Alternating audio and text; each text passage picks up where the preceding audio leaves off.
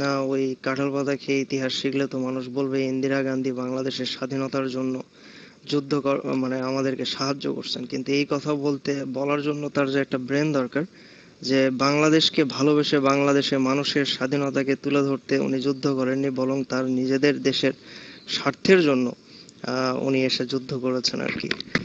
তো যাই হোক, বাংলাদেশ জিন্দাবাদ। বাংলাদেশ জাতীয়তাবাদী দলের যারা ভাই এবং বোনেরা আজকে একত্রিত হয়েছেন, আপনাদের সবাইকে শুভেচ্ছা এবং ভালোবাসা।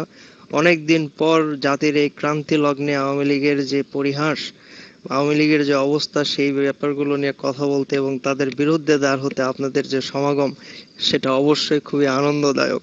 তো প্রিয় ভাই এবং বোনেরা, আজকে আমার বলার তেমন কিছু নেই, তবে শুরু থেকেই কিছুটা বলতে হবে, কারণ এই আওয়ামী লীগের দোসররা বাংলাদেশের একটা উজ্জ্বলময় ইতিহাসকে পদদলিত করে যে রাজনৈতিক স্বার্থ চরিতার্থ করার জন্য যে সকল অপপ্রচেষ্টা করে এসেছেন, সেগুলোকে অবশ্যই তার বিরুদ্ধে আমাদের রুখে দাঁড়াতে হবে এবং বলতে হবে, যাতে করে জাতির মানুষ এবং আগামী প্রজন্ম সঠিক রাজনৈতিক ইতিহাসগুলো জানে এবং দেশকে ভালোবাসতে শেখে।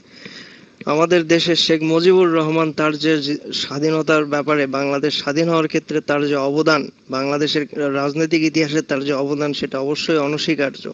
সেটাকে কোনো বিএনপি যারা করেন বা বাংলাদেশ জাতীয়তাবাদে যারা বিশ্বাসী, তারা সেটাকে একেবারে কখনোই পদদলিত করেন না, সেই ইতিহাসকে কখনোই তারা বিকৃতি করার জন্য চেষ্টা করেননি। কিন্তু সেই রাজনৈতিক দর্শন যে আজকে আর নেই, সেই নেতা যে আমাদের দেশে আর নেই, তার নাম এবং তার দর্শনটাকে মূলা হিসেবে ঝুলিয়ে রেখে বর্তমান সময়ের আওয়ামী লীগ, তারা যে বাংলাদেশের মানুষের ভালোবাসা এবং রাজনৈতিক একটা সাপোর্ট যে আদায় করার চেষ্টা করেন, সেই জিনিসটা আমাদের দেশের জনসাধারণ মানুষকে সুন্দরভাবে তাদের কাছে তুলে ধরাটা একটা বাংলাদেশের নৈতিক দায়িত্ব, নাগরিকের একটা বড় দায়িত্ব। তো প্রিয় ভাই এবং বোনেরা, আপনারা সবাই ছোটবেলা থেকে একটা কথা শিখে এসেছেন বা শুনে এসেছেন, যে স্বাধীনতা রক্ষার চাইতে স্বাধীনতা ধরে রাখাটা কঠিন কাজ। বঙ্গবন্ধু উনি স্বাধীনতা এনে দিয়েছেন, তার চাইতেও যে কঠিনতম কাজ ছিল স্বাধীনতাকে ধরে রাখা, সেটি জিয়াউর রহমান ছাড়া হয়তোবা আমাদের থাকতো কিনা, সে ব্যাপারে আমাদের রাজনৈতিক ইতিহাসটা পড়লে আপনারা বুঝতে পারতেন ওনার যে আয়রন ফিস্ট ছিল, সেটা দরকার ছিল। সেই অবদানটাকে পদদলিত করে আওয়ামী লীগ যে ইতিহাসের বিকৃতি করেন, তার দেওয়া ভাষণ, উনি হিলালে জুরাত ছিলেন, সেখানে কালুরঘাটে উনি যে ভাষণ, স্বাধীনতার যে ঘোষণাটি দিয়েছিলেন, সেই ঘোষণাটি আপনার ঠিক ছিল না, আরো 10-12 জন ছিল, সেগুলোর ইতিহাস আওয়ামী লীগ নিয়ে আসতে খুবই ব্যস্ত, কিংবা সেগুলো গবেষণা করতে আওয়ামী লীগের লোকেরা তারা অলওয়েজ তাদের মেধাটাকে আপনার ব্যবহার করেন, কিন্তু কখনো এই এই ক্ষেত্রে তাদের মেধাকে ব্যবহার করেন না, যে সেই ঘোষণাটির সত্যিকার অর্থে অবদানটি কি ছিল। ওইরকম একজন আর্মি অফিসারের, হিলালে জুরা, যেটা সেকেন্ড বিগেস্ট বা সেকেন্ড মোস্ট রেসপেক্টেবল আপনার রিওয়ার্ড পাকিস্তানি মিলিটারিতে ছিল, এইরকম একজন মানুষের দেয়া ঘোষণা আপনার বাংলাদেশের মানুষ বলেন এবং ইস্ট বেঙ্গল রেজিমেন্টের স্বাধীনতা মুখর যে একটা প্রস্তুতি, সেটার জন্য যথেষ্ট অবদান রাখছে আর কি সে সময়। তো এটাকেও আপনার আওয়ামী লীগ বিকৃত করে রাখে।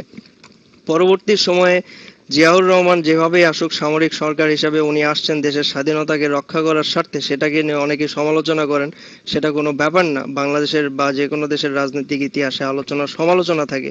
কিন্তু উনি আসার পরে ওনাকে যেভাবে বলা হয়, অনেক আওয়ামী লীগেররা বলেও থাকেন যে উনি রাজাকার এবং উনি উনি বাংলাদেশে একজন মুক্তিযোদ্ধা ছিলেন না, এই কথাগুলো মিথ্যে। পৃথিবীতে যতগুলো ডিকটেটর বা সামরিক শাসক আসছেন, তাদের কোনো ক্যারেক্টারিস্টিক্স আপনার জিয়াউর রহমানের মধ্যে ছিল না।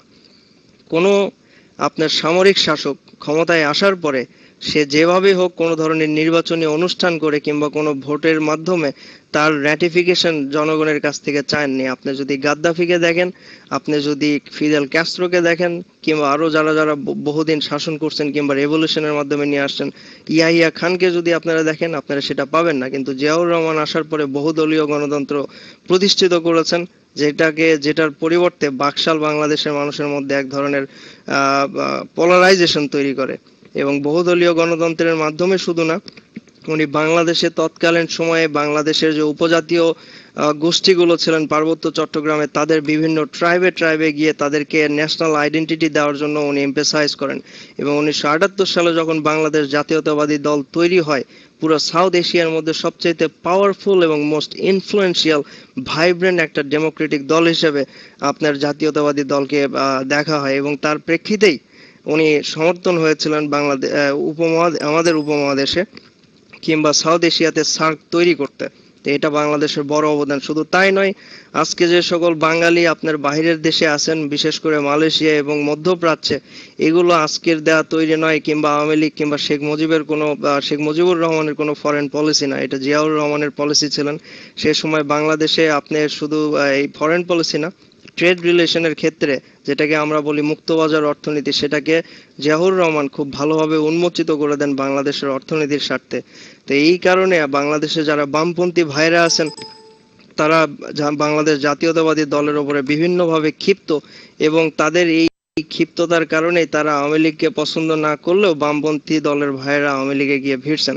কারণ তারা বাংলাদেশে কমিউনিজম বা সোশ্যালিজম বিলিভ করেন, যেটা জিয়াউর রহমান বিলিভ করতেন না।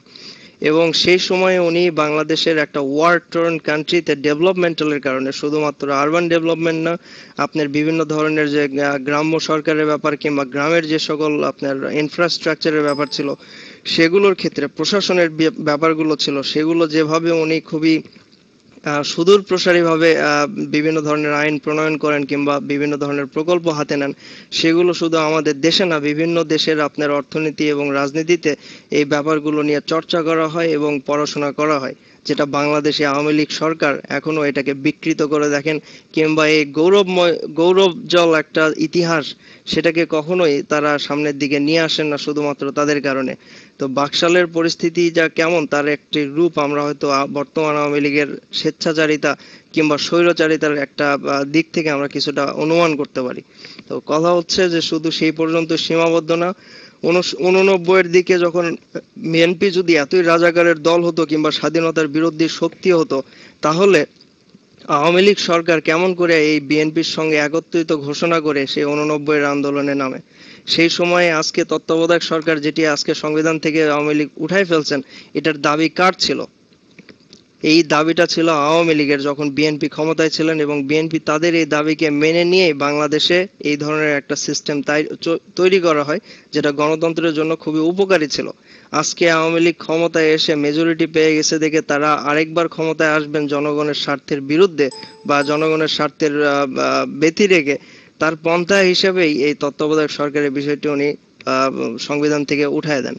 তো বর্তমানে 3 বছরের মাথায় আওয়ামী লীগ সরকারের শুধুমাত্র কর্মকাণ্ডগুলো যদি প্রথম থেকে আমরা দেখে আসি, যে সকল হাই প্রোফাইল বিষয়গুলো বা যেগুলো জাতীয় হিসাবে সবাই বহুলভাবে আলোচনা করেছেন, তার কোনোটাতেই আপনার আওয়ামী লীগের কোনো সুদূর প্রসারিতা কিংবা বিচক্ষণতা অথবা তাদের কোনো ধরনের সেই বিষয়গুলোর সঙ্গে তারা যেভাবে ডিল করছেন, সেগুলো সম্পর্কে বাংলাদেশের মানুষ সন্তুষ্ট না। এই ধরনের কথা বলতে গেলে কয়েকশো কথা চলে আসবে, কিন্তু তার চেয়ে বড় বিষয়টা হচ্ছে অর্থনৈতিকভাবে আজকে বাংলাদেশ খুবই খারাপ অবস্থায়। এর কারণ একটাই, সেটা হচ্ছে আওয়ামী লীগ। আজকে বাংলাদেশে আপনার ইনফ্লেশন বা মুদ্রাস্ফীতির সংখ্যা হচ্ছে 12%-এর ঊর্ধ্বে। 12%-এর ঊর্ধ্বে একটা অর্থনীতিতে যদি মুদ্রাস্ফীতি থেকে থাকে, যারা মুদ্রাস্ফীতি সম্পর্কে জানেন তারা বুঝতে পারবেন যে অবস্থাটা কি। এবং এর কারণে আপনার এই বিষয়টা নিয়ে কোনো মন্ত্রীকে, অর্থমন্ত্রীকে জিজ্ঞেস করা হলো, উনি সরাসরি বলেন যে এই ব্যাপারটাতে আপনার কি বলে না, তার কোনো মাথা ব্যথা নাই, উনি বর্ডার ইস্যুগুলো নিয়ে আপনার বেশি ব্যস্ত। তো যারা এই বিষয়গুলোকে অ্যাড্রেস করতে জানে না, সেই জিনিসগুলো বোঝে না, সেই দেশের সরকারকে আপনি আর কিভাবে দেখতে চান? তো ভাই এবং বোনেরা, বলতে গেলে অনেক ইস্যু চলে আসে, আপনারা এক একটা করে ইস্যু এসে এখানে বলবেন। আপনাদেরকে জাতীয়তাবাদে বিশ্বাস করতে হবে না, কিন্তু সরকারের সমালোচনা করাটা হচ্ছে নাগরিকের একটা দায়িত্ব, এবং সরকারের অ্যাকাউন্টেবিলিটি নিয়ে আসাটা হচ্ছে আপনার নাগরিকদের একটা দায়িত্ব। সেই অনুপাতে আপনারা আসবেন, এবং যারা জাতীয়তাবাদে বিশ্বাস করেন তারা এসে যে নতুন করে ভয়েস দিচ্ছেন, এটা অবশ্যই শুভকামনাময়, এবং এটা অবশ্যই বাংলাদেশের অদূর ভবিষ্যতে একটা ভালো গৌরবজল একটা ইতিহাস তৈরি করতে কিংবা ডেভেলপমেন্টের জন্য অবশ্যই একটা ভালো একটা দিক। তো ভাই এবং বোনেরা, আপনারা ভালো থাকবেন। বাংলাদেশ জিন্দাবাদ।